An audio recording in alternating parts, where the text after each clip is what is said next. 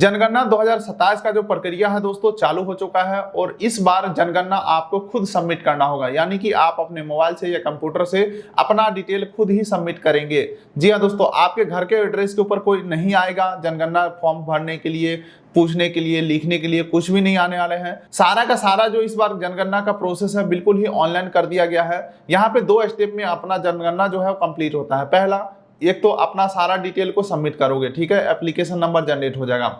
उसके कुछ दिन बाद आपके घर के एड्रेस के ऊपर सत्यापन के लिए, वैलिडेशन के लिए कोई भी कर्मचारी आ सकते हैं और वो बस एक बार वेरीफाई करेंगे कि जो आपने डाला है वो सही डाला है या नहीं। कहने का मतलब है, अगर आपने कच्चा मकान डाला है लेकिन आपका छत का मकान है तो फिर वो वहां पे सही करेंगे वो, और जब वो सही करके चले जाते हैं तो आपका जो जनगणना है कंप्लीट हो जाता है।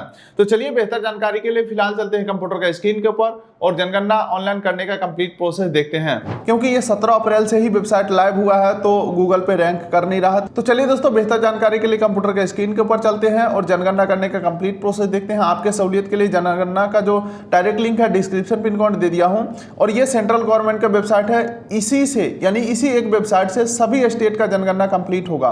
तो आप बिहार जनगणना लिख के गूगल पे सर्च करोगे तो वेबसाइट आने वाला नहीं है। लिंक डिस्क्रिप्शन पिन कोड दे दिया हूं। और ध्यान रखने वाली बात यह है कि ये जो वेबसाइट है सुबह 6 बजे से 12 बजे रात तक ही चलता है, बीच में बंद रहता है। आप इस पेज के ऊपर आते हैं, सबसे पहले आपको अपना स्टेट सेलेक्ट करना है। जैसे कि मेरा स्टेट हो गया दोस्तों बिहार, ठीक है। उसके बाद यहाँ पे जो कैप्चा दिख रहा है ना, ये कैप्चा यहाँ पे आपको फिल कर देना है और वेरीफाई एंड प्रोसीड के ऊपर क्लिक करेंगे। कैप्चा एरर अगर दिखाता है तो यहाँ से आप रिफ्रेश बटन के ऊपर क्लिक करके कैप्चा को चेंज भी कर सकते हैं।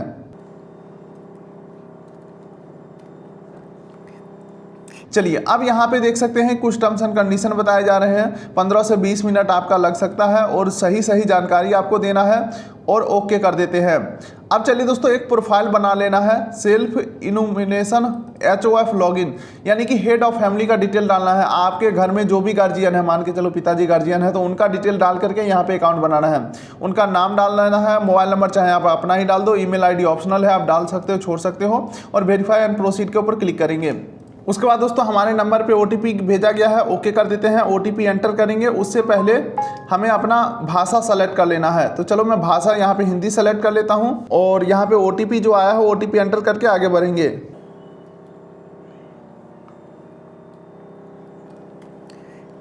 चलिए, OTP मैं यहाँ पे वेरीफाई कर दे रहा हूँ। चलिए दोस्तों, OTP वेरीफाई करके जैसे ही हम आगे बढ़ते हैं, सबसे पहले आपको अपना जिला सेलेक्ट कर लेना होगा, अपना आपको पिन कोड डाल देना होगा और खोजे बटन के ऊपर क्लिक करना है। अब उसके बाद दोस्तों सैटेलाइट का मैप दिख जाएगा गूगल का, यहाँ पे आपको अपना घर को सेलेक्ट कर लेना है मैप के ऊपर। अब उसके बाद दोस्तों जनगणना में आपके घर से संबंधित जानकारी अभी देना है। यहाँ पे सबसे पहला सवाल है कि आपका घर किस प्रकार का है। जैसे कि आपका घर मिट्टी का है, लकड़ी, बांस, पक्का, ईंट, पत्थर, सीमेंट या अन्य का ऑप्शन है, तो आप अपने हिसाब से यहाँ पे सेलेक्ट करोगे। और फिर अगला सवाल आता है, जनगणना मकान के दीवार में प्रयुक्त प्रमुख सामग्री, किस प्रकार से आपका घर बना हुआ है, घास फूस का, कच्ची ईंट का, लकड़ी का या पक्की ईंट का, आप अपने हिसाब से सेलेक्ट कर लेना है। और आपका जो छत है वो किस प्रकार का है, पक्का ईंट का है या घास फूस प्लास्टिक, आप अपने हिसाब से घर का यहाँ पे पूरा डिटेल दे देना है। और ऊपर का सारा डिटेल फिल करके नीचे सहेजे और आगे बढ़े वाले ऑप्शन के ऊपर क्लिक करना है। अब अगला आ जाता है परिवार से संबंधित जानकारी। तो यहाँ पे पूछा जा रहा है, इस परिवार में सामान्यतः रहने वाले व्यक्ति की कुल संख्या कितनी है, तो आपको अपने हिसाब से यहाँ पे डाल देना है। परिवार के मुखिया का नाम आपको यहाँ पे डाल देना है। उसके बाद परिवार के मुखिया का नाम आपको हिंदी भाषा में लिख देना है। उसके बाद आपको सेलेक्ट करना है परिवार के जो मुखिया है वो पुरुष है या स्त्री है। अब उसके बाद दोस्तों आपके जाति से संबंधित कोई सवाल पूछे जाते हैं, जैसे कि अनुसूचित जाति, अनुसूचित जनजाति, अन्य, तो आप अपना जाति का जो नाम है किस कैटेगरी में आता है वो यहाँ पे इस लिस्ट के ऊपर क्लिक करके देख सकते हैं। चलिए अब आगे बढ़ते हैं। इस मकान के स्वामित्व की स्थिति, आपका जो मकान है अपना है या किराए पे रहते हैं, अपने हिसाब से यहाँ पे जवाब देंगे। रहने योग्य उपलब्ध कमरों की संख्या, यानी कि जो घर में रहते हैं उसमें कितने कमरे हैं, 1 2 3 4 5 यहाँ पे लिख देना है। और इस परिवार में रहने वाले विवाहित दंपतियों की संख्या, तो आपको यहाँ पे जवाब दे देना है। और ऊपर का सारा डेटा फिल करके और आगे की तरफ सहेजे और आगे बढ़े के ऊपर नीचे क्लिक करेंगे। उसके बाद जैसे ही हम आगे बढ़ते हैं तो पेयजल का मुख्य स्रोत यहाँ पे पूछा जा रहा है। तो नल का पानी या कुआं का पानी, हैंडपंप या समरसेबुल, बोरवेल अगर है आपका तो अपने हिसाब से जवाब देना है यहाँ पे। उसके बाद अगला यहाँ पे पूछा जा रहा है पेयजल का स्रोत की उपलब्धता। ठीक है, तो परिसर के अंदर यानी कि आपके घर के अंदर है या घर के आसपास है या दूर से पानी लाते हो। प्रकाश के मुख्य स्रोत यानी कि बिजली वगैरह का जो स्रोत है वो क्या है, तो यहाँ पे बिजली या मिट्टी का तेल या सौर ऊर्जा आपके प्रकाश का जो भी स्रोत है यहाँ पे डाल देना है। उसके बाद अगला आ जाता है शौचालय का सुलभता। अगर आपके पास शौचालय है तो यहाँ पे केवल परिवार हेतु या अन्य परिवार हेतु साझा में मान के चलो 2-3 लोगों ने मिलकर एक शौचालय बना हुआ है तो सेकंड ऑप्शन को सेलेक्ट कर लेंगे, या आप सार्वजनिक शौचालय यूज करते हैं तो इस ऑप्शन को सेलेक्ट करेंगे। अगर आप खुले में जाते हैं तो यहाँ पे सेलेक्ट कर लेना है। उसके बाद दोस्तों आगे बढ़ते हैं तो शौचालय का प्रकार यहाँ पे पूछा जा रहा है। तो यहाँ पे पाइप, सीवर, सेफ्टी टैंक, अन्य पद्धति, 2 गड्ढा शौचालय, एकल गड्ढा शौचालय, सर्विस शौचालय। तो आप अपने हिसाब से शौचालय का प्रकार यहाँ पे सेलेक्ट करेंगे। अब यहाँ पे अगला सवाल आता है गंदे पानी की निकासी किससे जुड़ी हुई है, यानी कि आपके घर के जो नहाने का, बर्तन धोने का, ये सब जो वेस्ट वाटर है ये कैसे जाता है बाहर। तो यहाँ पे ढकी नाली में, खुली नाली में, किसी भी नाली से नहीं। ठीक है, तो ऑप्शन है सेलेक्ट करेंगे। अगर आप मान के चलो गांव में रहते हैं, खेतों में बहा देते हैं तो यहाँ पे किसी भी नाली से नहीं वाले ऑप्शन को सेलेक्ट करेंगे। अगला जाता है परिसर के अंदर स्नान सुविधा। तो अगर आपके घर में स्नान गृह यानी कि बाथरूम बना हुआ है तो सेलेक्ट कर लेंगे, अगर नहीं बना है तो नहीं सेलेक्ट करेंगे। उसके बाद अगला आ जाता है दोस्तों रसोई घर और एलपीजी गैस कनेक्शन की उपलब्धता। रसोई घर में खाना पकाते हैं तो यहाँ पे सबसे पहले पूछा जा रहा है क्या आपके घर में एलपीजी का सुविधा है, तो पहले ऑप्शन को सेलेक्ट करेंगे। या एलपीजी एलएनजी यानी कि जो पाइपलाइन आज के डेट में बिहार में चल रहा है वो कोई सुविधा नहीं है, सिलेंडर का भी सुविधा नहीं है, तो सेकंड ऑप्शन को सेलेक्ट करेंगे। घर के भीतर खाना पकाते हैं परंतु रसोई घर में नहीं। तो जिनका रसोई घर है यानी कि डेडिकेटेड जो किचन है वो अलग से है तो पहले ऑप्शन को सेलेक्ट करेंगे। या आप मान के चलिए घर के भीतर ही खाना पकाते हैं, रसोई घर आपका नहीं है।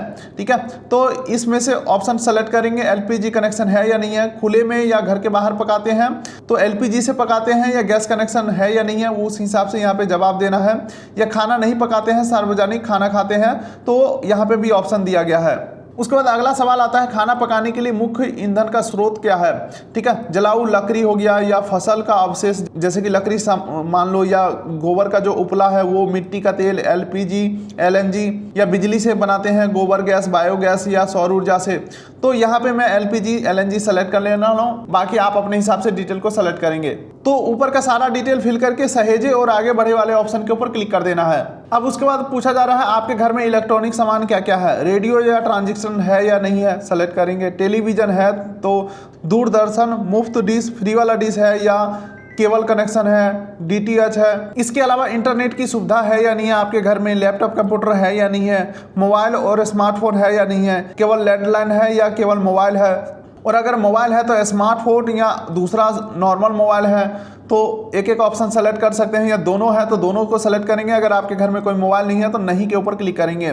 साइकिल और स्कूटी, मोटरसाइकिल, मोपेड।